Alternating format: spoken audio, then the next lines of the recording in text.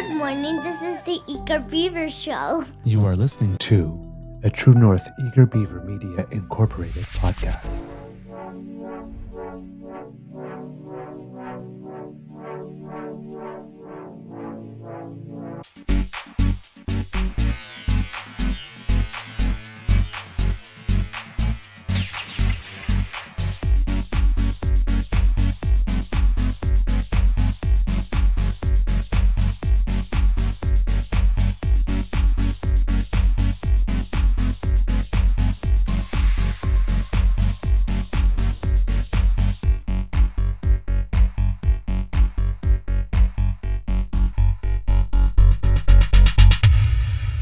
The True North Eager Beaver podcasts are proudly brought to you by our founding sponsors, the Miss V Mysteries from Corvid Moon Publishing, your source for science fiction, fantasy, and cozy mysteries featuring a broad diversity of characters.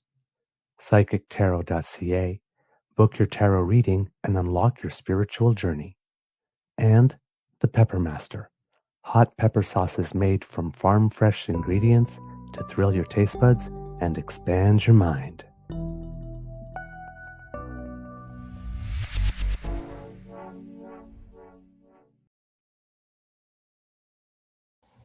Well, good morning and hello, kids and cubs, and welcome to Season 5. And I am a little lost here, right here. There we go. Season 5 and episode number 826 of the Daily Beaver Morning Show. Oh, Canada.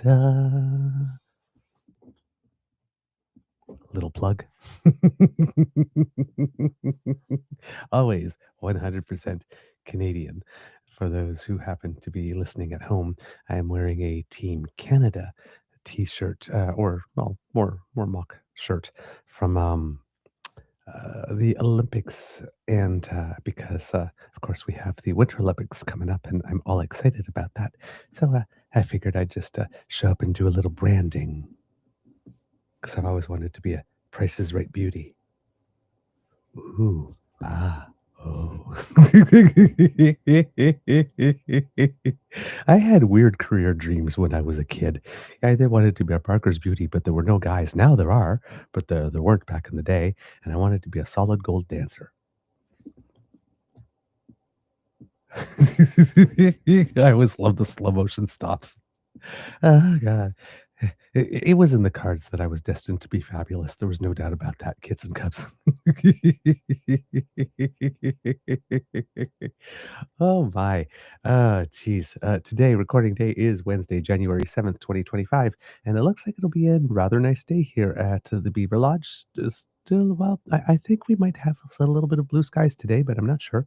Last night we got some freezing rain, which means it was a very, very, very, very good idea that I did the shoveling of the laneway 2 nights ago, or 2 days ago, actually, because I did it as the day was falling. And did a good job at it, because our laneway, which is rather long, fortunately and unfortunately, fortunately when we're having a gathering, because well, 3 or 4 cars can park in it, but when comes the winter, a little unfortunately, because there's about 50 feet of it or so, maybe more, to shovel. So yeah. I'm glad I did it then, because we would have literally a skating rink today, had I not done as good a job, or it would have all been impacted in really heavy snow. Whereas the day that I did it, it was light and fluffy, and a much easier job. So I'm glad I did it right away rather than wait or put it off, because I had just come back from a full day, and I thought, maybe if I just maybe I can leave it for a bit. And I was just like, well, you got your coat is on now, and the boots are on now, and you got your toque and your scarf on now, so you might as well just do it now. And turns out that was a wise decision. A big thank you goes to our podcast founding sponsors, the Pepper Master, the Miss V Mysteries from Corvid Moon Publishing, and PsychicTarot.ca. Yes, Kit Linda, I see, although Soul Train was a lot cooler. After the fact, I learned that. Unfortunately, I given I'm a child of the 70s. I'm a disco baby. Um, we didn't. I never got to see or ever hear of Soul Train actually until I was significantly older. Whereas my mom was a big Dionne Warwick fan, so whenever Solid Gold was on, my mom was in front of the TV. So, Soul Train for me, Soul Train was a later discovery. Yes, Solid Gold with Andy Gibb too. Yes, and then later on Marilyn McCoo, if I remember correctly, after Dionne Warwick left for a bit. All right, kids and cubs, how is your mental health today? I am doing surprisingly well because, of course, just in the Eager Beaver Lodge curling report. Last night, my men's competitive team on Tuesday had a very, very decisive and convincing win. We scored three in the first end, and then the other team in the next two ends managed to tie us at three. And then we scored another three in the fourth, and then we stole one. And then we stole another three. And after six ends, I believe it was, the other team said, Do you want to go for beer now?" So, yes, yes, yes, yes. And we're doing very well. We have two matches left in the round, and so far are in second place. And if we can keep at least second place, we would go back up a division to the division we started in. Yay! Because for some reason we always go down a division in the first round. I've been playing with this team now for about 8 years, and we always do terrible in the first round, and then somehow then we do better. But last year we did really well. When we came back from Christmas, we didn't lose a single match until we were actually eliminated from playoffs. We just went on this ridiculous streak. Um, I'd be surprised if that would happen again, mainly just because there's a lot of us that are going to be away. Because other good news from the Beaver Lodge is that the plane ticket is purchased, the lodging has been secured, and because yours truly had let his passport lapse during COVID because he wasn't going anywhere at all during that period, had to have my passport renewed and brought in the forms and paid the extra $20 to make sure that I could pick up the passport at the Service Canada Centre rather than relying by mail, even though I was told it was going to arrive on time. Just the extra peace of mind, just in case life throws us a curveball. So I paid the extra 20 and the passport will be in hand January 20th, well in advance of my departure date, which means that logistically everything is taken care of. And unless the universe throws me some major curveball, which it could, given the times and also given my luck for these types of things. But, thinking positively, if everything goes smoothly from here on in, then Kits and Cubs, yours truly will actually be getting their first vacation in 1, 2, 3, 4, 5, 6 years. I really need this. So, I'm feeling good. Yeah. I'm ready for this vacation. I have to say, I was feeling okay, after the holidays. It was, a lot of traveling here and there. And, I felt, sometimes, you come back from your vacation and say, how do you feel? Oh, God, I need a vacation from my vacation. I did so much. This Christmas vacation, I felt like I needed a vacation. And given that, well, um, the Orange Menace or Darth Diaper south of us decided to ease us into the new year, just like he did last year. I was watching a news report yesterday and reminded me that yesterday was not only just the fifth anniversary of January 6th in the United States, but it was the 1 year anniversary of the day that Prime Minister Justin Trudeau announced that he was going to be stepping aside. And that, of course, was preceded by that invitation to Mar-a-Lago when after Trump was sworn in, and that the Prime Minister went to, and the world thinking at that particular time when it happened that, gee, isn't it interesting that the Prime Minister of Canada is the first foreign leader that the President of the United States wishes to meet with, and that the invitation, the idea actually came from them. So, when he says he wants to make time, when the leader of the biggest nation on the earth says that he wants to make time, well, you go. So we went. And at that time, it looked like some interesting strategic positioning. And then soon after, everything unraveled. We started hearing about that 51st state crap and calling him Governor Trudeau and yeah, the existential stuff. So he doesn't like to start off a year allowing people just to you know uh, wake up from their holiday slumber or their tryptophan coma. It just shocks you right into it. So today, fortunately, we have an opportunity to take a little breath because, yes, there's still stuff going on with regard to Venezuela, and lots of trees are dying so that people can print copy and opinions and stuff. But the pace of the news coming in with regard to that is a little less fast and furious. So we have the opportunity to take a breath and look at a couple of other things. Of course, there's still some developments and stuff, and maybe we'll touch on some today, maybe not. There are other stories now based on what's happening in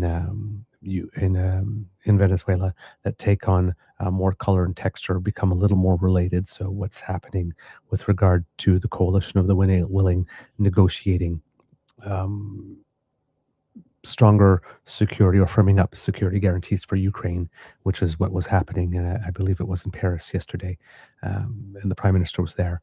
Those things take on a little more importance because there's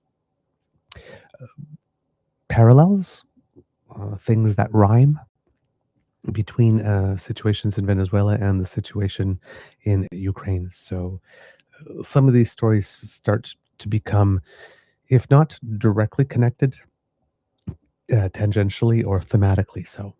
By what's going on in Venezuela and what the American aspirations may or not be, because the story on that keeps on changing depending on who you're talking to. It's a bit of a mess. I don't really think that um, they had much planned out past the seizure and capture of Maduro, because there's a lot of talk about things like, for example, bringing back, the oil industry and all of that kind of stuff. But the more that I'm hearing about it, and the more we are hearing experts, and this is the whole thing, right? When we mentioned that we want to bring Olga Nestorova back on the show, saying that definitely not before Thursday because I want to, see how things play out. We're starting to get some more real talk on what it would take to bring that industry online, for example. And yeah, you know, it seems a lot more complicated than would be the case if we were just to believe Donald Trump's take on it, which nobody should ever do. But it is a little more complicated, and it puts some things for us in terms of Canadian about the potential threat to our oil industry into some much broader and better context. So we know um, whether or not we need to be um, merely concerned and start taking some action, or would we need to panic and need to move fast and break things?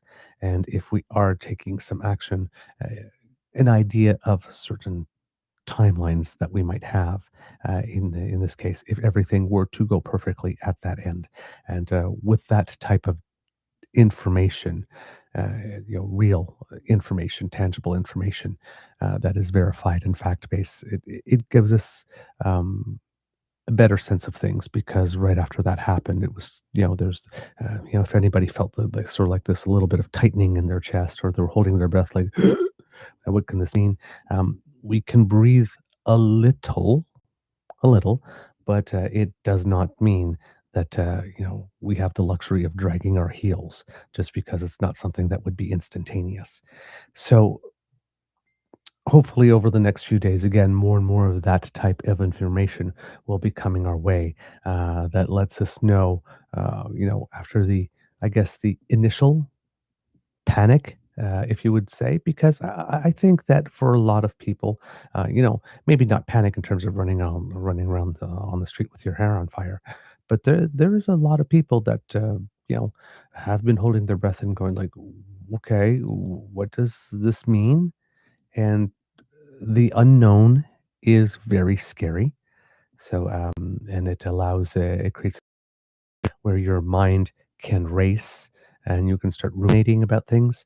And all of those things are not particularly good or constructive because time you are spent panicking or um, going around and around and around in a circle in your mind is time that you're not focused on coming up with a plan or exploring contingencies or gaming things out under various scenarios and preparing for those and trying to um, strategically position yourself or other things in such a way that should the worst happen, you don't get the worst of the brunt. So we will get there might be some stuff either in the show or later on that's sort of tangentially connected to all of that. But we do get to breathe for a second or two and, consider take some time to have some more strategic and tactical considerations when it comes to how we're going to approach that. And it also gives us time because, there's other stuff going on in the world and in our country that we need to tend to, and gives us time to take a look at at those things too. So we will get into that. But before we do, kids and cubs, I have to say um, um, that how would I put it? Um, there was some news from you guys when I was reading the chats from past episodes that I wanted to take a moment and tap into because I love my damn time and I like it when good things happen. So and I do see here Kid Hyper T Pure Later delivers passports I would have gotten in time. Probably, like I said, and the person at the counter said as well that I probably would get in time. But you know, um, I'm a planner, and I like a bit of a sure thing. And my sweetie, my Beaver sweetie, is a bit of a worrier. So for me to be able to tell him specifically, passport is done. I will have it in hand January 20th. Uh, uh, Takes a load off his shoulders, and when a load is taken off his shoulders, a load is also taken off mine. So because he worries, and he worries to me. So for 20 extra dollars, I think the peace of mind I consider it a good investment. But you're right, Kid Hyper T. It probably would have arrived on time, and they said the same thing. But they said if you want to be sure, then I said I prefer certainty. So I went for it. Yeah, exactly. Often they tell you to, expect to wait a certain amount of time, and often it will arrive a lot faster than expected. I also decided to factor in some time just because it is the winter travel season and demand might be a little higher, particularly from people who are waiting a little later than they should. Hands up to get those forms filled in. Um, Like I said, I wasn't planning any travel to the States, and originally I was supposed to get it for this summer to go to Romania. But when I broke my foot and it wasn't happening, at that time, I had no idea when the next time I would travel out of the country yet would be because we hadn't even started talking about this. So, but yeah, I should have. It is something I should have done a little earlier as well. But there you go. So. Uh, Stuff that has been happening with you, kids and cubs, that I just wanted to highlight because some of the stuff made me happy. It seems that Kit Carole had some time with her great niece, and apparently it's love and it's real. So that's fantastic. I'm going to guess here that based on the context, that the great niece is a relative newborn or newborn, and this might have been a first meeting, or but please correct me if I'm wrong. But it seems to I got the impression that it might be a newer addition to the family. So welcome, little one, and I'm happy that you had some good times. Uh, I also read that Kit Bucky met his son's girlfriend, and that she might be quite a catch, and he better not blow this. So it's always nice when dad approves. It's always nice when dad approves. I remember when I met my Beaver Sweetie's dad for the first time. Oh god, that is a okay. It is an awful experience going into it. I will tell you. It's exciting. It's exciting. Yes, absolutely. But an awful experience. And it had been a while actually because let's see, one, two, three, three people I had dated seriously prior to my Beaver Sweetie, their parents were both deceased. Were both of their parents were deceased before I met them, and then the other person before came from was a Swiss national. Um, who was living here for work, and we were just planning to go there where I would have had a chance to meet his mother, but unfortunately, our relationship ended before that happened. So it had been probably easily a good 25 to 30 years before I did meet the parent. In this case, the parent, because unfortunately, my Beaver Sweetie's mom passed away when he was young. Um, and I was in knots the entire time preparing for it. I was excited that, our relationship had reached the stage where he would want to introduce me to his family. But then again, meeting family for the first time is very, very, very, very nerve-wracking. And I, um, my most, um, the social situation that I find the most uncomfortable is the small dinner party, let's say 6 people, at which you only know the host, and there's only 4 other people to talk to, and you don't know any of them, and you need to make that type of small talk. That just kills me as a social situation. A bigger party, you can go to a whole bunch of people or like this, just stand in a corner for a little bit and take a breath.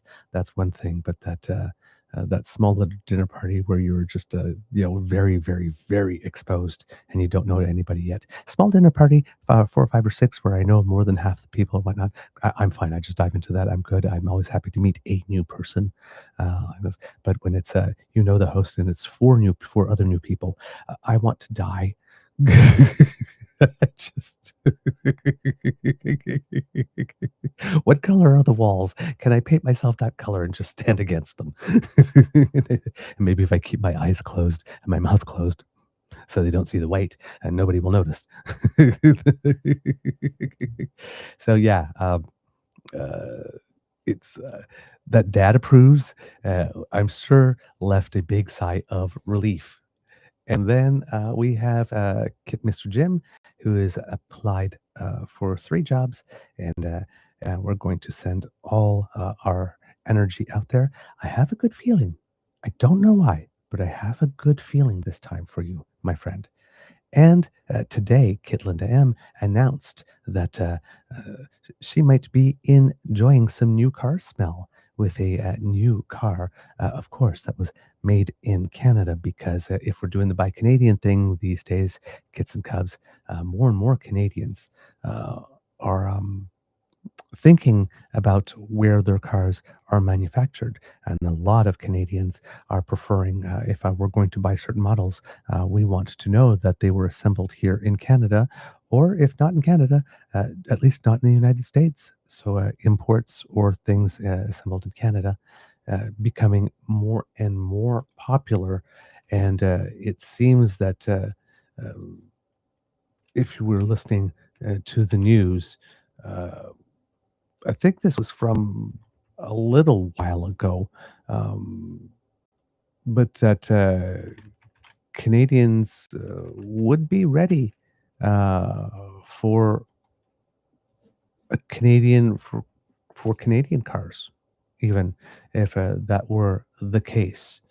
Um, there's an article here um, from Yahoo Finance Canada that says, could a Canadian car company finally happen in 2026? Not likely, but worth considering. There's a report out there that says. This is from Gabriel Friedman and says that Canada's history is littered with failed ideas for car companies. Think Brooklyn Canada Limited and Russell Motor Car Company. But circumstances have made the idea of starting a Canadian automotive company worth considering once again, says a new report.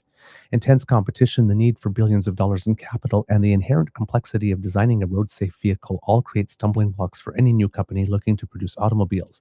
But the idea continues to generate discussion among policymakers and industry players, particularly now since United States President Donald Trump has repeatedly said he doesn't want Canadian-made cars sold in his country, thereby raising existential threats in the sector's main sales market. Quote, it's probably something that won't happen. Boo, said Brendan Sweeney, managing director of the Trillium Network, a nonprofit at Western University in London, Ontario, and co-author of the report, In Shifting Gears, the Potential for a Canadian Car Company. But we also don't think the Americans would send troops in to kidnap the Venezuelan president.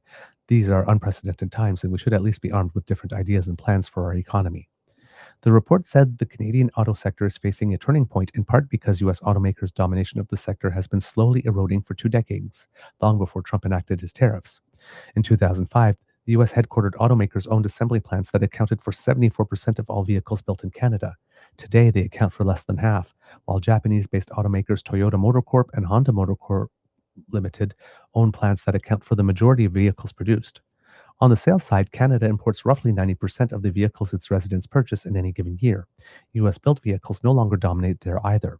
In 2024, for the first time in decades, the US accounted for less than half of vehicle imports, 49%, down from 66% in 2005.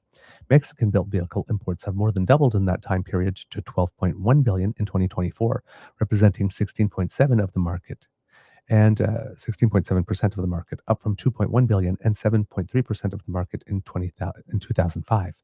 Well, I'm having trouble reading numbers today. South Korean imports have grown to $7.4 billion, representing 10.1% of the market, up from 1.6 billion and 5.3% in 2005. Sweeney said this data emphasizes an important point. Canadians buy around 1.6 million to 1.9 million vehicles every year, making it a large marketplace by global standards. Quote, the Canadian market could absorb enough cars to help a homegrown company get started, he said, but then we'd also have to find other markets. As long as the US continues to threaten to cut off duty-free access for Canadian-built vehicles, the report's authors, which also includes Greg Keenan, a strategic advisor at Trillium, say conversations about starting a Canadian car company will persist. The authors define a Canadian car company as one that is majority owned by a Canadian company, uses a Canadian propulsion system because this is the most valuable part of a vehicle, and is assembled and sold in Canada. The traditional auto production sector includes 5 foreign automakers that produce around 1.3 to 1.5 million vehicles every year. But there are also many Canadian owned parts companies and companies that make buses, armored trucks, ambulances, and other specialized or niche vehicles. Quote, perhaps the closest thing we have to a Canadian car company is BRP and its 3-wheeled Can-Am Spyder, the report said, referring to the motorcycle built by the Valcourt, Quebec-based company. Beyond these obvious potential players, the report said there is a broader automation ecosystem in the Waterloo, Ontario region, where many companies work with auto sector players specializing in artificial intelligence and software. Other companies that develop, build, and operate nuclear power generating stations might lend technological expertise or capital allocation expertise to a fledgling company, the report said. But building a Canadian car company is such a massive undertaking that it would likely require some partnership among a series of companies, each bringing a different expertise, the report said. The chances for the US completely shutting out Canadian made vehicles from its market are low, authors said. But if it does and Canada retaliates by shutting out US made vehicles, there could be an opportunity for a homegrown company to fill the gap.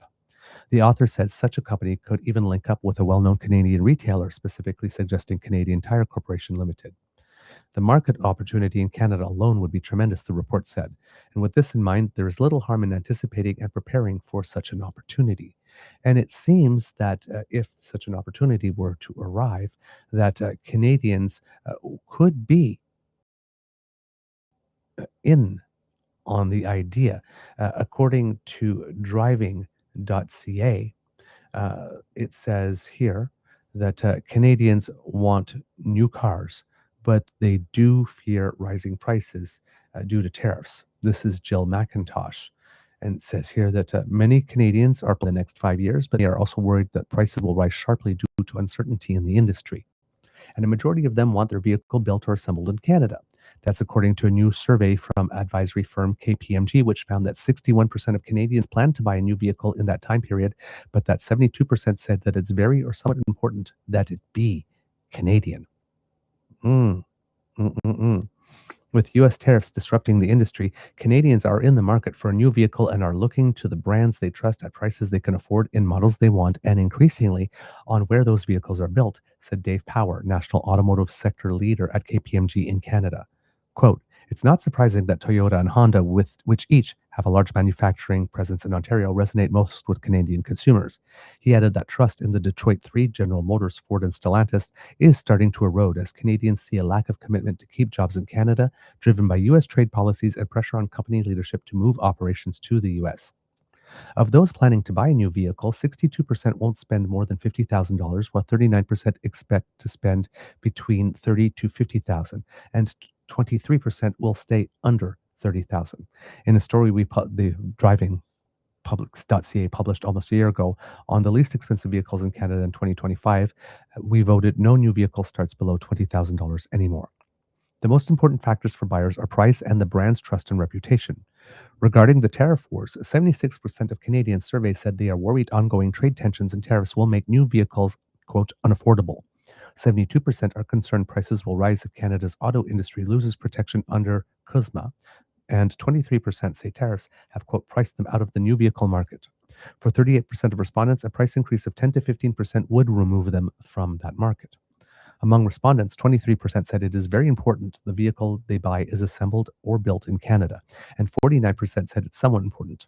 Only 7% felt government subsidies, which have historically been given out to all automakers with factories in Canada, should keep being handed out to the Detroit Three. Wow. Only 7% of Canadians say that subsidies should still be going to the Detroit Three. We're bad.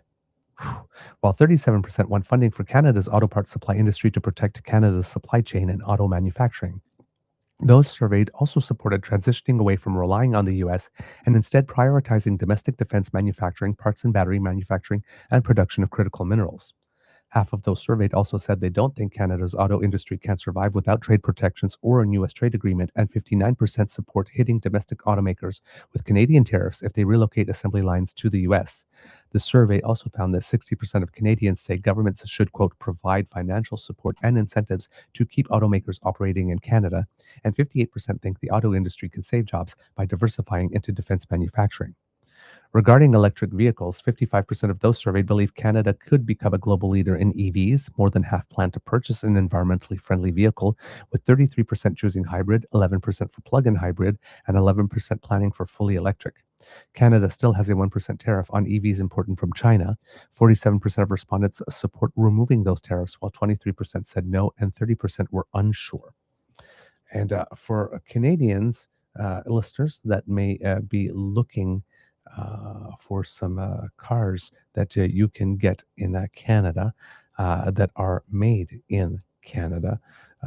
There are certain models that you can choose from. The Dodge Charger Daytona, the Chrysler Pacifica, Chrysler Voyager, the Chevrolet Silverado, the Lincoln Nautilus, the Ford Edge, Ford GT, the Toyota RAV4, the Lexus RX, the Honda Civic Sedan, the Honda Civic Coupe, and the Honda CR-V.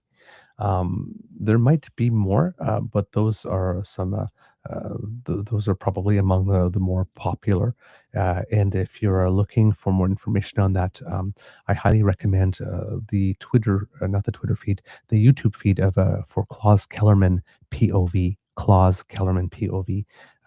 Every now and then he does something specifically on the auto industry, and he too has been pushing the concept that Canadians need to buy either cars made not in the United States but from anywhere else, or Canadian-made cars, even if they might be American brands like Chrysler and whatnot, but at least made in Canada, because according to him, the near entirety of the net profit of car sales in the United States comes from cars assembled and made in the United States that we Canadians buy.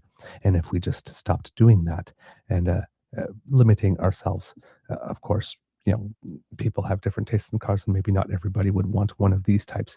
But at least cars that were not made in the United States or cars that were made in Canada, it would definitely shift some things in the United States because um, the United States is having the domestic market in this case.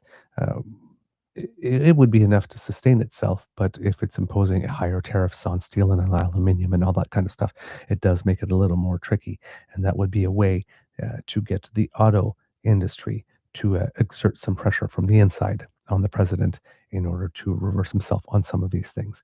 And of course, as the previous article stated, we are now driving more cars that were assembled in Mexico, and that might be one of the things that happens if Kuzma really, really does blow up, which there doesn't seem to be any indication at the moment would be the case, because again, there are a lot of interests in the United States who really want Kuzma to remain. And well, a lot of those instances might donate or choose not to donate. And well, yeah, that could have some influence. But now that we are doing more direct trade through Mexico that's not crossing American land either by boat or by plane, there might be more opportunities for Canada and Mexico to cooperate on auto manufacturing in a manner that does not necessarily involve the United States. And it seems that there is a shift from where Canada is getting some of the cars it sells on our ground, on our soil. We are importing more from Mexico and less from the United States. And that's a trend that started way back in 2005. And may that trend be our friend and may it continue. So there you go, kids and cubs. More bits of news that I wanted to bring to you today. Because some of these are stories that we have been following a little bit, and we have some updates from time to time. And one of those was the story, if I'm not mistaken, of the Parliamentary Budget Office and our interim parliamentary. As you know, it came out flash with some statements about our financial situation. And well, that didn't work out very well for him. To his, did eventually came up and give his mea culpa. Peter Zimonjic of the CBC, an article that is titled "Leading Economists Want Less Talk and More Numbers from Federal Budget Watchdog." Ouch. Uh, this year, two things will happen to Canada's fiscal watchdog. Interim Parliamentary Budget Officer Jason Jock will be replaced or made permanent, and the Organization for Economic Cooperation and Development, OECD, will publish its review of the office. While the OECD report will not come out for several months, John Blondal, the head of the OECD's Public Management and Budgeting Division overseeing it, told CBC News that the feedback has so far been positive. Quote, "I think Canada is very lucky to have the PBO and to have a body that has respect from seemingly all stakeholders that we talk to," he said. While the OECD has been looking at the PBO's office and not any particular PBO, Parliamentary Budget Officer specifically, economists in Canada have been doing both. They say just because the office has a solid reputation, it doesn't mean it can't be improved. These economists say that should start with more numbers and less commentary from whomever is appointed to run the office. Pardon me, kids and cups. I have a little something stuck in my throat, and I got a cough.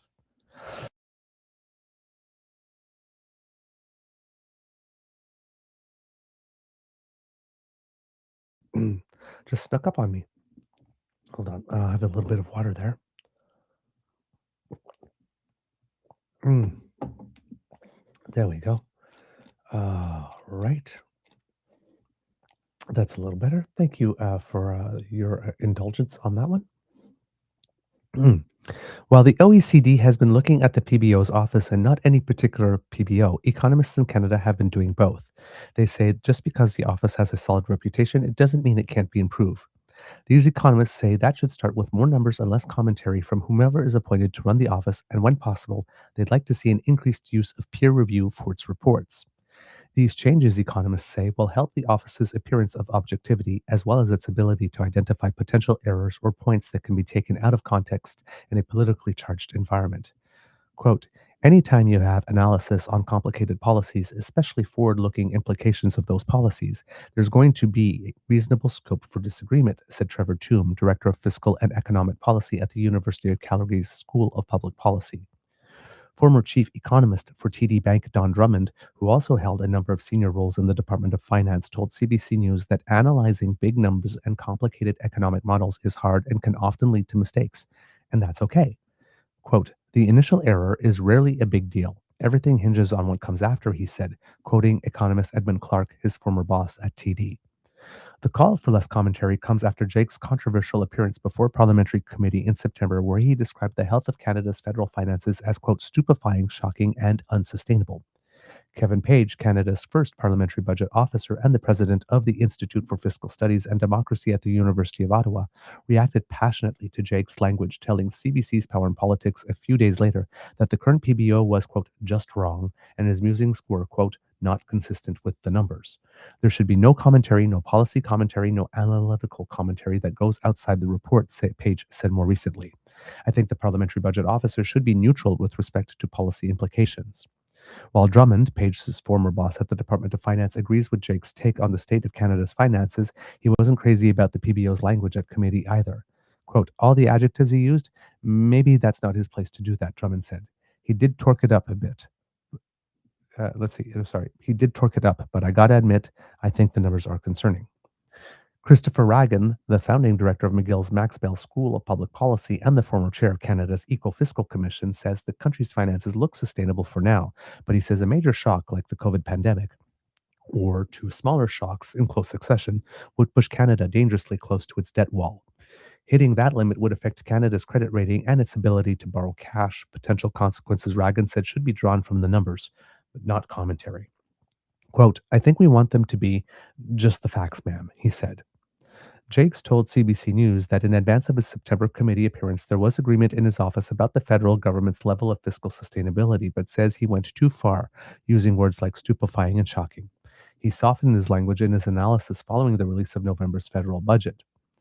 Quote, when I'm at committee and I use those words, when I use that language, it distracts from the understanding that parliamentarians have of the issue and everyone's focusing on those two words, Jake said, or as we call it on the show, introducing noise into your message, so that the message that you want to, or that you're supposed to communicate from point A to point B, with people at point B understanding it in the same way that you intended it when you said it at point A, that noise does not happen. That's the one of the goals of communications, is to look at whatever it is you're communicating and how you're doing it and try to remove as much noise as possible so that all the focus is actually on your message. Yes, you ask the question, when you are done speaking, what is the one thing or what are the two things that you want people to retain? And nothing in that message, in the way that you shape it, you deliver it, should distract from that objective. And if it does, you have poor communications. He said the numbers in his September analysis stand up on their own.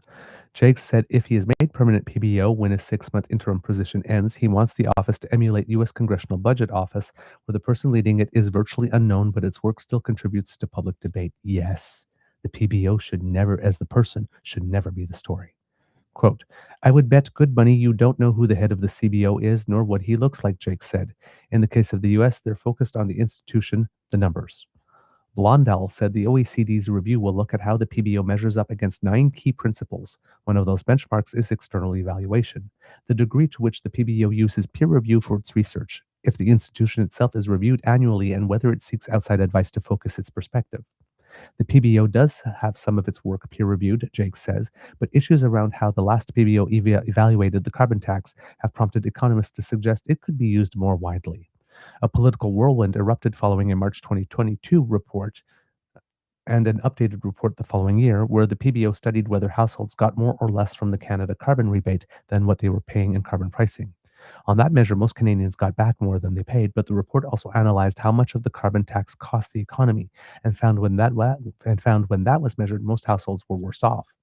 That analysis omitted any benefits of mitigating climate change, Drummond said. I was very upset with the Parliamentary Budget Office for doing that. It was very sloppy, and you either put in both sides or you stick to the static calculation. And given that that work was sloppy, the other person in Canadian politics who happens to be sloppy, PP, because again, I remind you, you can't spell PP without you can't spell sloppy without PP, seized on that for the better part of X number of years. And that was like the axe the tax, axe the tax. All of that stemmed from that 2022 PBO report that was sloppy work. Because you can't be, if you're a parliamentary watchdog, a parliamentary officer of any type, you cannot be delivering reports in such a way that hands any political party, whether it's the one you cheer for or the one that you cheer against, you can't give them that type of material to work with. You just can't.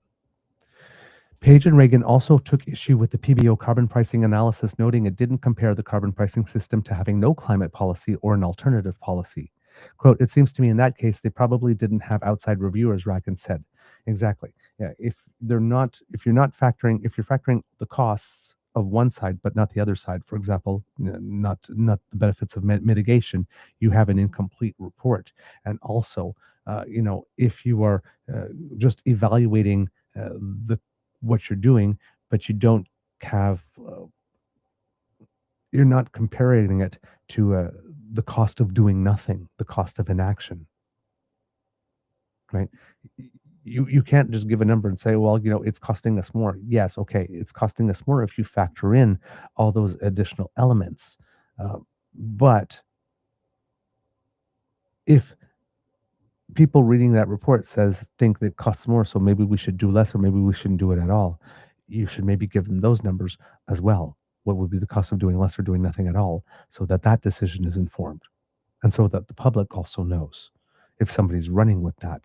Oh, just cut the tax and everything will be fine. Well, had they done that comparative analysis of having no climate policy or any type of alternative policy, let's say one that did less, and people, and then if you also factored in the benefits of mitigating and doing less, if it mitigated less, then right, there would be fewer benefits.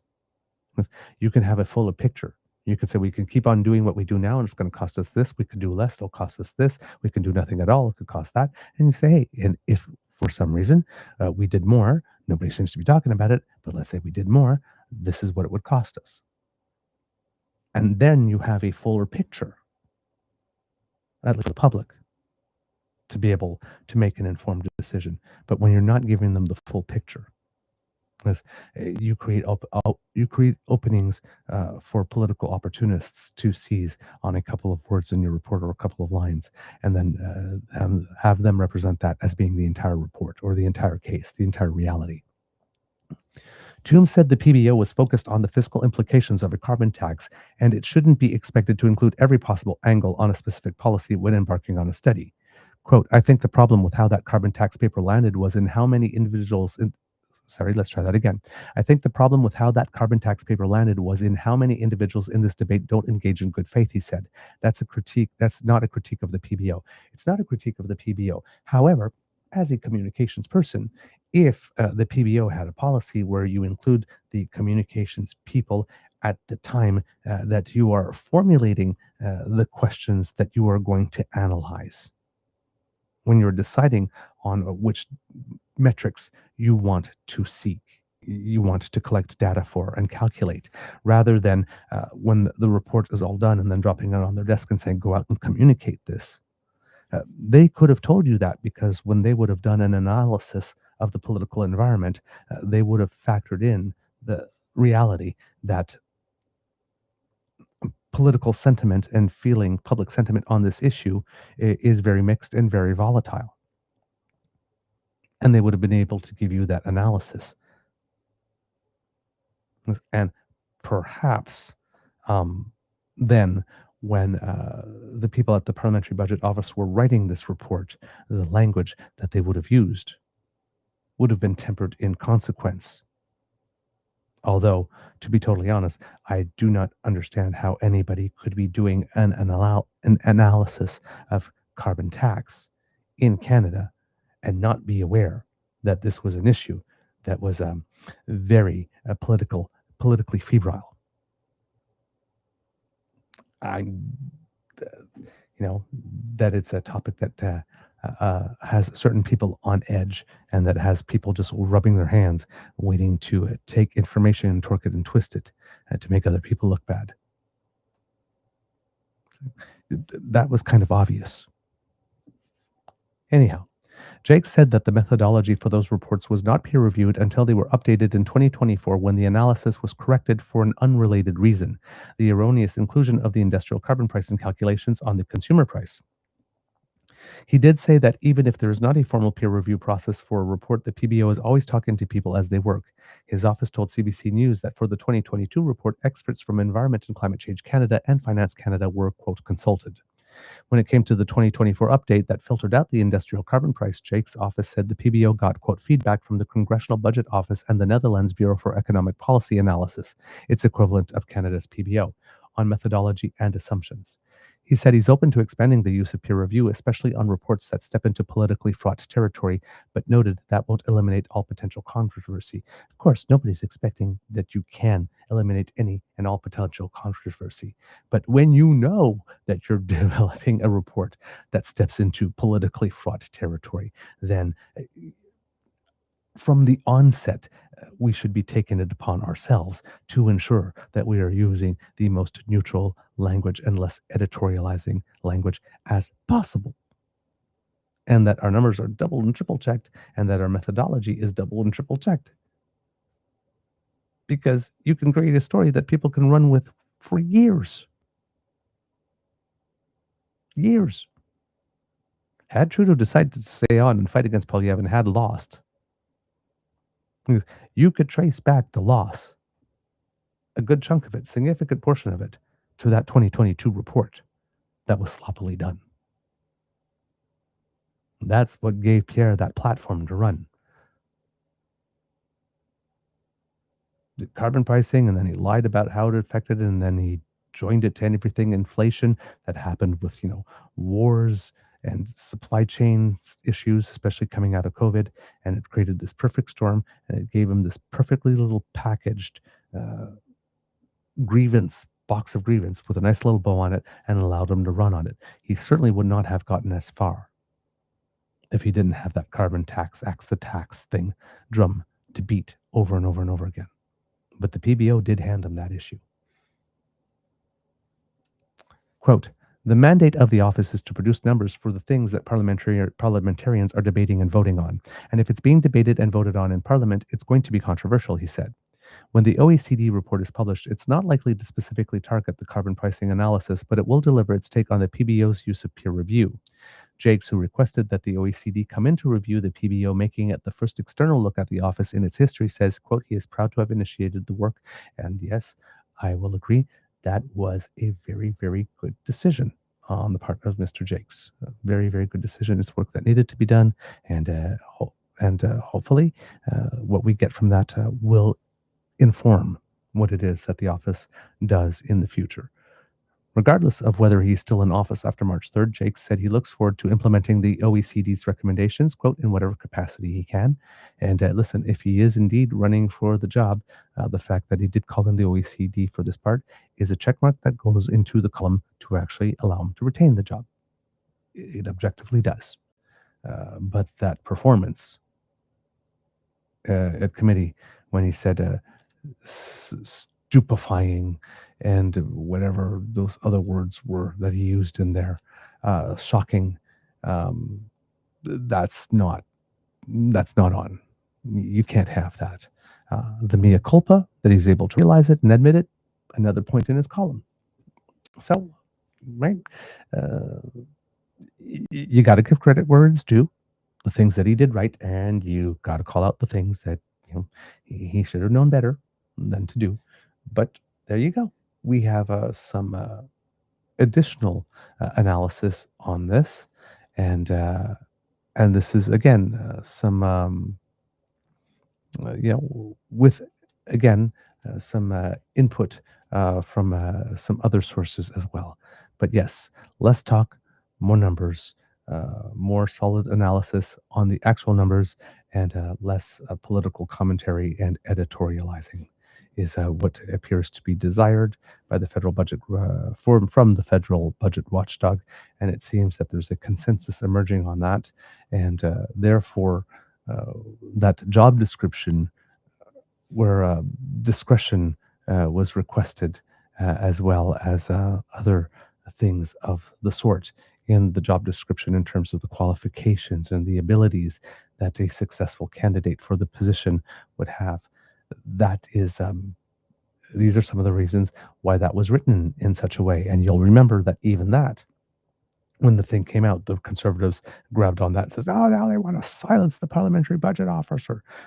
Yeah, of course, the Conservatives would be very happy with the Parliamentary Budget Officer and a Parliamentary Budget Office that keeps on doing the type of work that of the quality that led to the 2022 report, and a Parliamentary Budget Officer that makes comments the way that Mr. Jake made them ill-advisedly at committee. Of course, the Conservatives would love that.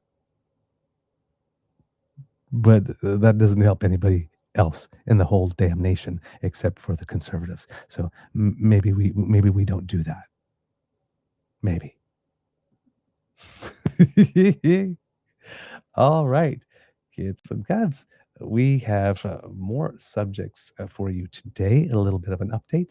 As you know, we mentioned Chrystia Freeland is has announced that she will be stepping down from caucus. She had already stepped down from cabinet previously and stated that she wasn't going to be running again in her riding.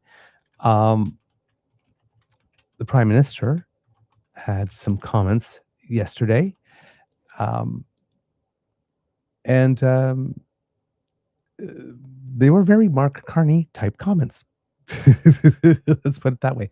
This is from the Canadian Press. Prime Minister Mark Carney said Ontario Liberal MP Chrystia Freeland's upcoming resignation from the House of Commons is consisting on a role as an unpaid economic development advisor to Ukrainian President Volodymyr Zelensky. But the Conservatives say Freeland should have resigned by now, and Carney should have asked her to do so when she took on the new role. We still keep on saying, it's like, please let us know when the start date for that new role is, because that kind of matters. On Monday, Freeland announced her immediate resignation as Carney's special representative on the reconstruction of Ukraine and eventual resignation as a member of parliament. Quote, "My judgment was that taking the role would be consistent with resigning as an MP, and I welcomed her doing that," Carney said during a press conference Tuesday at the Canadian Embassy in Paris. Carney, who leads a minority government, said he did not ask Freeland to stay on as an MP. He was in Paris meeting with Ukrainian allies, including the US, to discuss security guarantees for the war-torn nation. Conservative MP Michael Barrett said Tuesday that Freeland could be accessing sensitive information while advising a foreign government at the highest levels. Okay. Quote, "Beyond the fact that serving Canadians is not a part-time job," again, Mr. Barrett, I point you to Damien Carrick and Matt Genereux. I also point you to the leader of your own party who for 2 years spent all his time running for prime minister, which you can't do. Was instead of doing his job as MP for Carleton, so much so that the residents of Carleton gave him the boot. So perhaps you might want to check the speck in your own eye before you start criticizing the beam in others. Beyond the fact that serving Canadians is not a part-time job, the position she has accepted with a foreign government, paid or unpaid, raises the question of whose interests will be prioritized, he wrote on social media. Really? Mm. It's essential for the Prime Minister to protect the interests of Canada and uphold the highest levels of conduct and integrity, and he shouldn't wait for someone to tell him to, oh, please direct that to the leadership of your own party as well. The irony. Ay. Freeland has said she will not run in the next election. The outgoing MP will become the CEO of the Rhodes Trust, a global educational charity in Oxford, England, starting on July 1st. See, we have a start date for that. For some reason, we don't have a start date for the other one that's public. I do not know why. Opposition MPs, including Conservative Foreign Affairs critic Michael Chong and interim NDP leader Don Davies, said Freeland should have resigned as an MP before taking the job with another nation's leader. A by-election will be called in Freeland's university, Rosedale, after she officially leaves the seat. So there you go. Also, however, for the government, there are some strategic considerations considering that everything for the budget has still not yet passed, and that extra vote could be somewhat helpful. But at the current moment, there the House is not sitting, and there are no votes happening. So yeah, we will see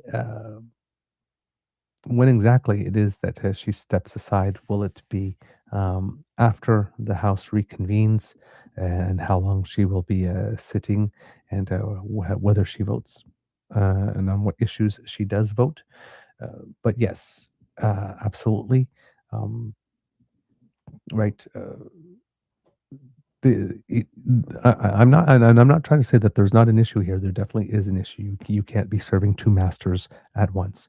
That is absolutely correct. The only thing here, again, that I'm not clear is that there's a difference between it being publicly announced that you've been appointed to something, like she was to head the Rhodes Trust, and the day that you start, which we know for her is July 1st. We don't know on this when it is. Um, you know, did she get the assignment, and then it's like you're starting immediately, or is it that we want you to be the economic advisor? Yeah, sure, I'll do that. Just get me good time to go back to Canada and fix a couple of other things because I've got this Rhodes Trust thing, and I'm probably going to have to move there. So we're packing and making some arrangements and stuff like this. I have a couple of logistical things to take care of. So let me do that first, and how about we start February 1st, February 15th on that, right? That's perfectly plausible that that happened. The start date matters. Now, if she is already officially in that function, if it was like, I dub thee economic advisor, economic development advisor to Ukraine, poof, you are it at the moment, the instant that happens, then yes, there is a clear conflict of interest issue here at the moment. And whether or not one believes Chrystia Freeland's personal ethics, I personally don't believe that anything Canada is at risk in her hands with this particular job. There's nothing in her personality or in her track record that would ever lead anyone to conclude that. So, in one way, it's kind of silly that we are even talking about this when it comes to her. But in general, it does open the door for that, and that is not a good idea, and therefore that situation shouldn't be the case. But again, everything depends on when her start date is, and we still don't know. Right? So for some reason that seems to be a critical piece of information that no news outlet has either is aware of or is not being shared. I don't even know if the question has been asked, if anybody's thought about that far. It's just she's got the job. Oh my God, it's so terrible. She's in a conflict.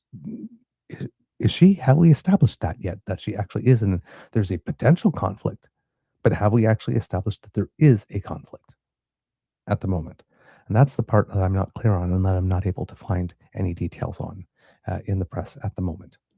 So, but yes, there is no doubt that if it was effective immediately upon appointment, there was a conflict there. That there is absolutely no doubt. All right. Um, Also today, let's see what we had for you. I had some updates. Parliamentary Budget Officer Chrystia Freeland, and oh yes, the Alberta Health Services scandal. There is yet more. It seems that there might be another legal action.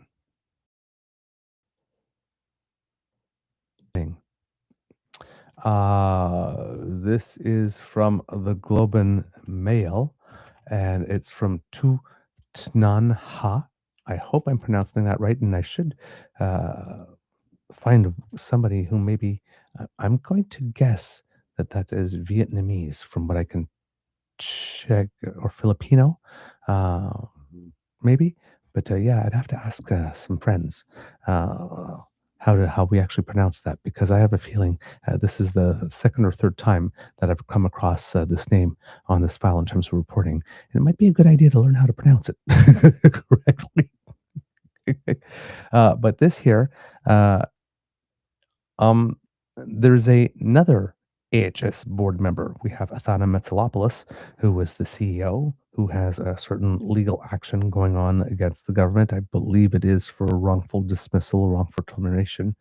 Um, this isn't now. There's another one, um, and this name will be familiar to you because when we read you the story about the specific court order that had been given to seize the electronic devices, if I'm not mistaken, of the podcasters, some of the podcasters who are implicated in this story. Um, his name was mentioned in that story, but now um, this is from the perspective of the person having been talked about, and not the perspective of the podcasters here. A former director on the board of Alberta's Health Authority alleges he was singled out in a campaign of harassment and intimidation because he pushed back against Premier Danielle Smith's government and its decision to fire the agency's chief executive officer. In a recently unsealed affidavit, Sandy Edmonston, who served on the board of Alberta Health Services until January, details how someone surveilled him and took surreptitious photos they threatened to distribute to his partner, as well as multiple reputational attacks he has faced online from David Wallace, who has described himself in the past as a political dirty tricks operator. Mr. Edmondstone relied on the affidavit to obtain an extraordinary court order that authorized lawyers to seize electronic devices from Mr. Wallace and James DeFury, a podcaster who has featured Mr. Wallace on his show, to find out who is funding their activities. The searches were conducted in mid-December. Mr. Edmondstone alleges that the podcaster's commentary is designed to undermine him as a potential witness in the lawsuit former AHF Chief Executive Athana Metsalopoulos filed against the Health Authority and the Alberta government. In January, Ms. Metsalopoulos was fired amid her investigations into improper procurement practices at AHS. She alleges that she was pressed to shut down the probe by Ms. Smith's government and urged to proceed with deals with certain private companies. The government said it fired her for failing to execute its vision for healthcare in the province. In the 20-page affidavit, Mr. Edmondstone states that other AHS directors supported Ms. Metsalopoulos, but that he was, quote, at the forefront of the board's actions. Quote, I believe I may be the predominant target of these individuals as I openly challenged the Minister of Health and her staff, Mr. Edmondstone said.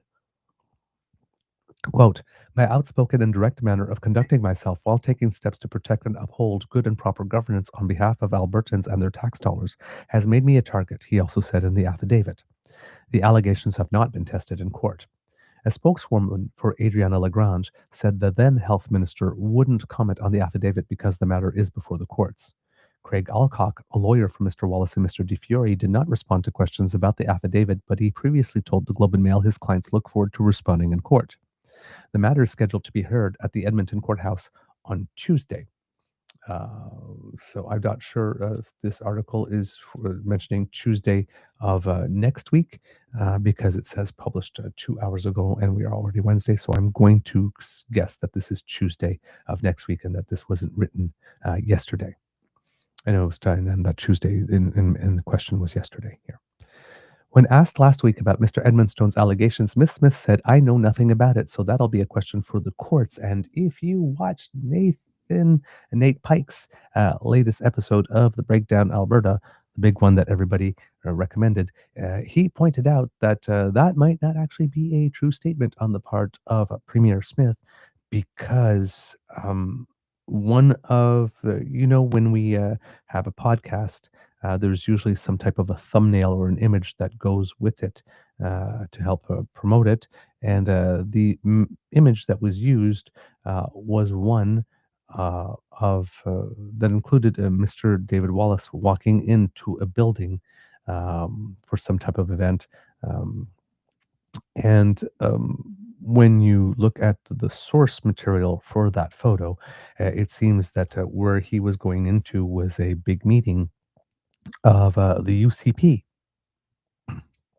and that the photo was first shared from Daniel Smith's account or the UCP account, one or the other. But yeah, so kind of hard for Danielle Smith to say that she knows nothing about it when, number one, um, she has pictures of it. Two, Mr. Wallace apparently had media accreditation for the event, so it I'm not sure who other than the press people involved with the UCP would have given that to him. And um, then we had the issue that was mentioned about um, I'm not sure if we mentioned this, but this also was in the show that Danielle Smith had made some comments in the legislature that included some information that she could have only gotten from said podcast and Peter Guthrie, who left the UCP and is sitting as an independent and is now along with the members of the Alberta Party, is changing the name to, I guess, the Conservative Tory Party or something like that, but he's calling it the Alberta Tory Party in his common parlance. He made he had asked for a point of order and for those comments to be retracted. And his point of order was granted in the legislature, and those comments needed to be retracted. Curiously, it wasn't Danielle Smith herself who retracted them, but somebody else who stood up and retracted them on her behalf, even though she is the one that made them. I'm guessing she did not want any video of herself from the legislature at that point. Also, not sure whether or not the point of order was ruled upon immediately when it was made, or if it. But I think it was ruled immediately when it was made from the clip that I saw. Actually, I'm trying to remember if yeah, because yeah, it's true. Somebody you can often raise a point of order immediately, but maybe there's a way also in the legislature if you're coming back the next day if you weren't there for it and you say, I'd like to. This was read into the record, and I want. So I'm not sure on the timeline whether or not all those happened. Maybe those things happen on separate days, and Daniel Smith just wasn't there the second day, and therefore the question had to be fielded by someone else. I have to leave room for that potentiality here, but those comments that again, w- there was wording in them that she could only have known to use those references if she had indeed uh, been exposed to the content. But now she's claiming that she knows nothing about it. That may not be true, according to, like I said, the analysis that was done by the Breakdown Alberta. After her firing, Ms. Mentzelopoulos was replaced by Andre Tremblay, who was then the Deputy Minister of Health. In her statement of claim, Ms. Mentzelopoulos alleged Mr. Tremblay had played a role in her dismissal, had put pressure on her to terminate purported critics of the government, and cancelled a scheduled meeting with the province's Auditor General. Mr. Edmonstone's affidavit reveals that the board took steps to limit Mr. Tremblay's executive powers after his appointment because it was concerned he was in a position of conflict of interest. Quote, I was the one who notified Mr. Tremblay that he was being recused of oversight and decision-making when dealing with matters related to Ms. Mentzelopoulos, her lawsuit, the probes she initiated, and interactions with the Auditor General, the affidavit states. Mr. Tremblay was also told he couldn't deal with the termination or pay of employees who had been involved in those issues, the affidavit states. Quote, reprisal concerns arose due to senior AHS management and staff expressing concern about potential reprisal actions against them to independent members of the board, Mr. Edmonstone said. On January 31st, Ms. Smith's government dismissed the entire board and replaced it by a single administrator, Mr. Tremblay. Mr. Tremblay, who has since taken a leave of absence from the health authority, could not be reached for comment. In his affidavit, Mr. Edmonstone said he started being targeted days after media reported in June 2025 that Ms. Mentzelopoulos intended to ask former AHS directors to testify in her lawsuit. One acquaintance, former Alberta Attorney General Tyler Shandro, contacted him on June 15th saying that someone was sending him, quote, crazy text messages, his affidavit states. Mr. Shandro received 3 photos showing Mr. Edmonstone having lunch with a woman in a restaurant. A text message accompanying the photos claimed that Mr. Edmonstone was unfaithful to his partner and threatened to expose him. Quote, while this allegation is not true, it was unsettling to know that someone was targeting me and attempting to cause me personal strife, Mr. Edmonstone said. According to, again, the Breakdown Alberta, Mr. Edmonstone is not married. Okay. A month later, Mr. Edmonstone read an article about a covert surveillance operation that targeted Globe and Mail journalist Carrie Tate, who had been reporting on AHS. An anonymous Twitter account at the Broke Down AB had posted photos taken surreptitiously of Miss Tate. Quote, "The described circumstances felt eerily like my own experiences," Mr. Edmonstone said. He said he had an acquaintance access the account recovery function for Twitter. The acquaintance entered the account name at the Broke Down AB, then the phone number that texted photos of Mr. Edmonstone. The Twitter platform responded with a request for an associated email address. If the account and phone number weren't connected, it would have resulted in an error message, the affidavit said, adding that Mr. Edmonstone had a video of his verification attempt. Wow. Okay. By August, the affidavit said Mr. Wallace repeatedly claimed that Mr. Edmonstone had an adulterous affair and said he would dig further into the former board director's life. Quote, "I can get a lot stiffer, Edmonstone, and I will. I will. Very soon," Mr. Wallace said. The sworn statement noted that Mr. Wallace boasted that he was working for unidentified employers. Quote, "There appears to be a group of well-funded individuals and organizations that are implicated or at least impacted by the procurement issues Ms. Metsalopoulos was investigating," the Edmonstone affidavit says. In November, Mr. Edmonstone turned to the judge presiding over Ms. Metsalopoulos' lawsuit, Justice Michael Lima of the Court of King's Bench in Alberta. He obtained from Justice Lima an injunction known as an Anton Pillar order that authorized the searches of the homes of Mr. Wallace and Mr. DeFiore. During the hearing to obtain the Anton Pillar order, Justice Lima said he initially had concerns that Mr. Edmonstone's affidavit revealed inside business at AHS, but he concluded that, quote, "I do not find it materially undercuts the case." Justice Lima ordered Mr. Wallace and Mr. DeFiore to appear before him for potential contempt of court. The pair were also told by the court to refrain from making comments, quote, "that are harassing, defamatory, or intended to intimidate." On December 29th, Mr. Wallace posted a video where he said Mr. Edmonstone's affidavit, quote, "contains an embarrassment of riches. He invited me right into the door. You invited the devil right into your home." The video was removed days later. And that's according to the Globe and Mail. All right. Whew, lots of stuff going on. And those were the updates on some previous stories that we had for you over the past little while, kits and cubs. And we have a couple of additional things to you. I guess this one is also an update in a way, but it would appear, as you know, in the province of Quebec, the leader of the Liberal Party, Pablo Rodriguez, who was pretty relatively new in the position, maybe about 6 months, maybe before the poop hit the fan, and he stepped aside due to a scandal that broke out that it would appear that there were certain people who paid a certain amount of money to attend a fundraising event who didn't have the money to do that, and at the event were reimbursed $500 each for their participation there. Of course, this news would trigger a lot of sensitivities in the province as a result of the Charbonneau Commission, which investigated very publicly certain behaviors that were very similar to that. And now they have to pick a new leader. And of course, in order to make it such that this process doesn't get marred by the same type of unfortunate activity, let's put it that way, it would seem that the party has taken some steps in order to safeguard itself from these type of allegations.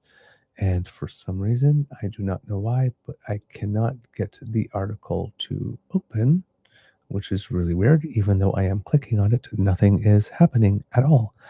But it would seem that the party is...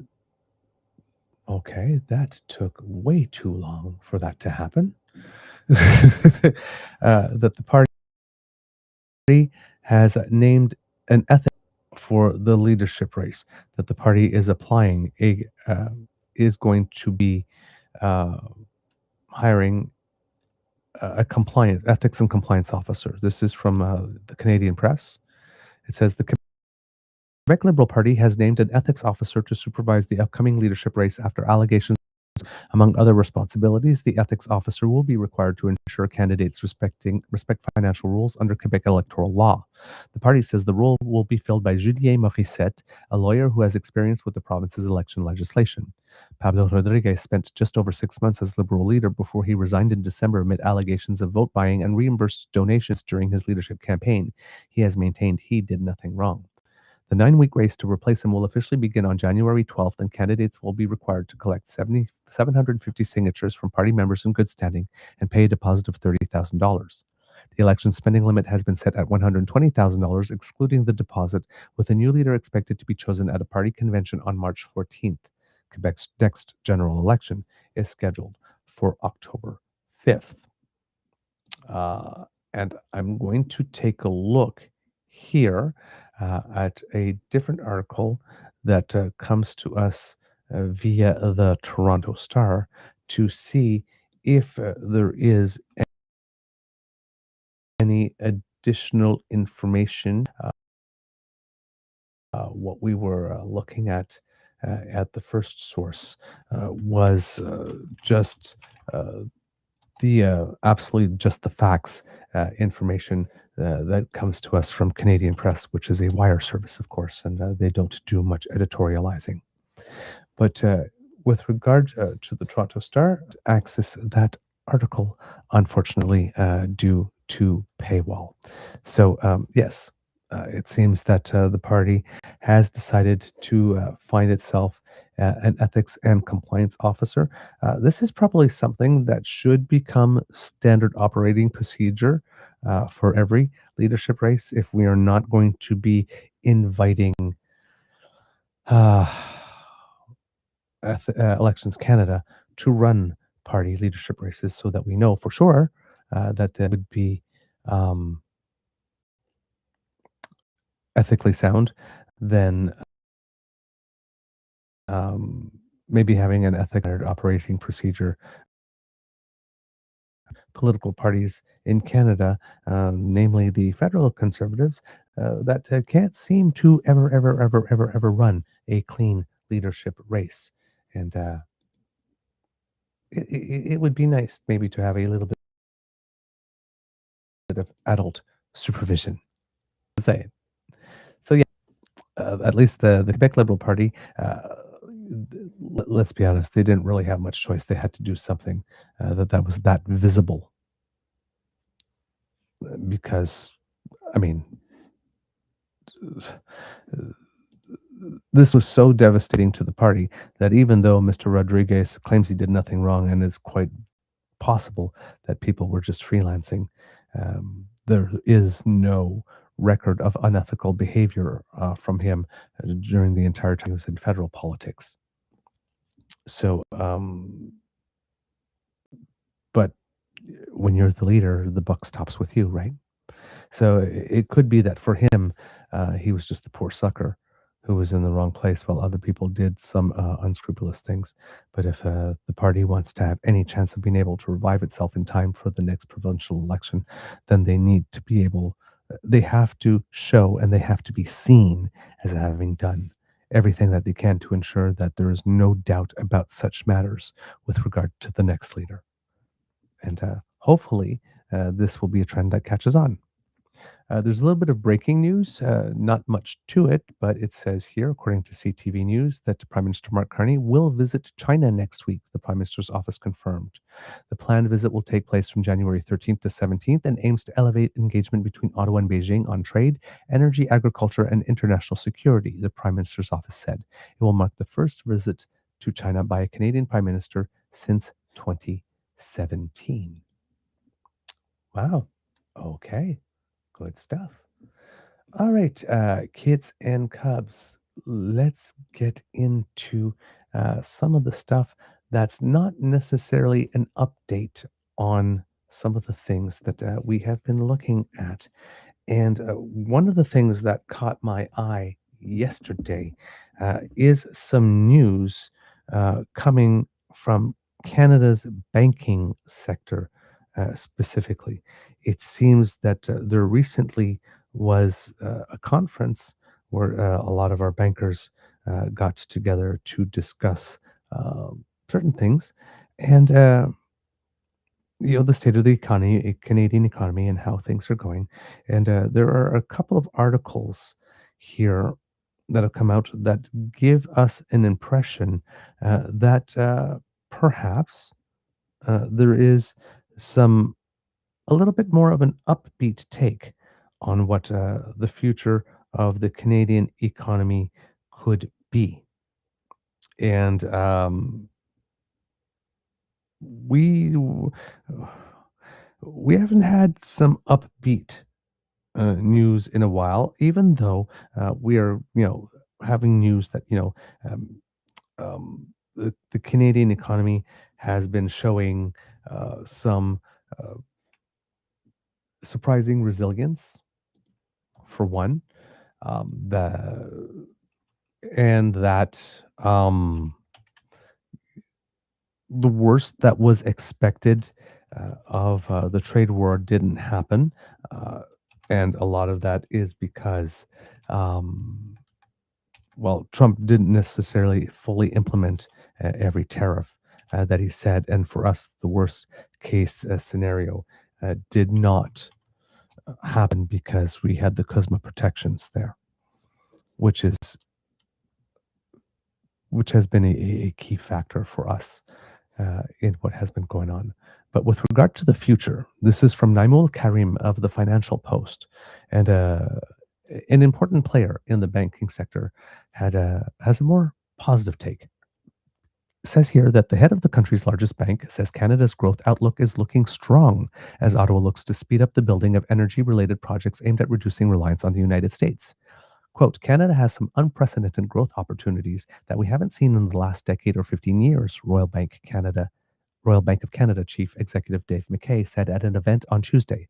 Quote, I've been more excited about Canada than I've been in the last decade. The tone at the top is really good. Oh, that's going to make Pierre spit teeth. He said this is in his decade-long tenure as CEO that he has seen a quote risk-on theme from foreign investors who have generally been worried about corrections making it hard to attract capital. McKay said one of the reasons foreign investors are excited is Canada's goal to create a more diversified economy by focusing on its energy, defense, mining, and transportation sectors. Quote, there's a thematic tailwind, he said. I haven't felt it in 10 years. Getting these projects approved, funded, and in place won't be easy, but McKay said there's a feeling that, quote, everyone is pulling in the same direction for the first time, and the view amongst all leaders is that now is the time to get stuff done. National Bank of Canada Chief Executive Laurent Ferreira, who also spoke at the event, said there's a quote economic war going on and Canada needs to speed up the building of its key projects if it wants to be part of this quote new world order. And those are words that will make a lot of people freak. We needed another term, if we want to be part of this rapidly changing world. Maybe I would say. He said the events this weekend should play into Canada's decision making process after the US captured Venezuela's President Nicolas Maduro, who is now facing trial on multiple criminal counts in New York. Ferreira said any opposition to Ottawa's nation building plan, quote, whether it's ideology, whether it's bureaucracy, is not a good thing for the country. Okay, so you have the CEO of the Royal Bank of Canada, the largest bank, saying that he is excited about the economic outlook and that the tone from the top is good. And then we have the CEO of the National Bank of Canada saying whether it's ideology, whether it's bureaucracy, is not a good thing for our country when it comes to opposing Ottawa's nation building plan. That too is a comment that's probably going to make Pierre spit some teeth. Like, again, we just read to you yesterday what Pierre's plan was for a pipeline. Get out of the way and approve it in 60 days when there is nothing to approve or to get out of the way of at the moment. That's the extent of his plan, seemingly. Not very inspiring. Not very inspiring. The plan has strategies and tactics and timelines, dates, money allocated, resources, that type of stuff. That's not a plan. That's not a plan. That's Pierre Poliev working the conservative carnival, barking, "Scream if you want to go faster." That's literally